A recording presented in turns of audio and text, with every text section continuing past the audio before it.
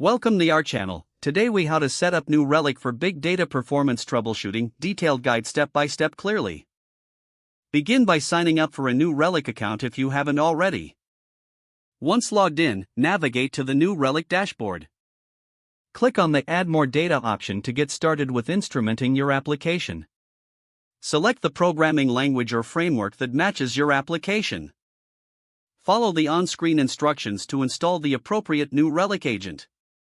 Configure the agent according to your application's specific needs. Make sure to include your new Relic license key during the setup.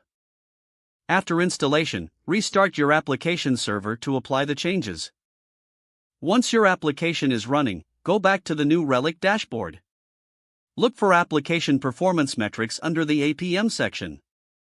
Identify key transactions and their response times. Set up custom dashboards for big data metrics you want to track.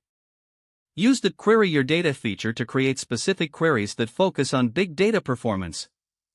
Explore the Events API for more advanced troubleshooting options. Utilize the Alerts feature to configure notifications for when performance issues arise. Analyze the data collected in the dashboard to identify bottlenecks or anomalies.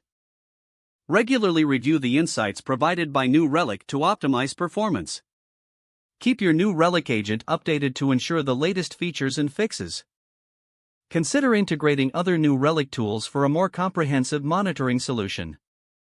Make use of the documentation and community forums for additional support if needed. If the page does not load, refresh the browser or try again in a private or incognito window. Make sure you are using the correct email address, then retype it carefully to avoid small typos. If your password is not accepted, use the reset option and create a new strong password you can remember. Check your spam folder for verification or security emails, then complete any requested confirmation steps.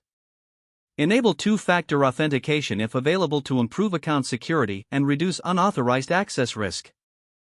After signing in, review your profile details so your contact information and settings are accurate and current.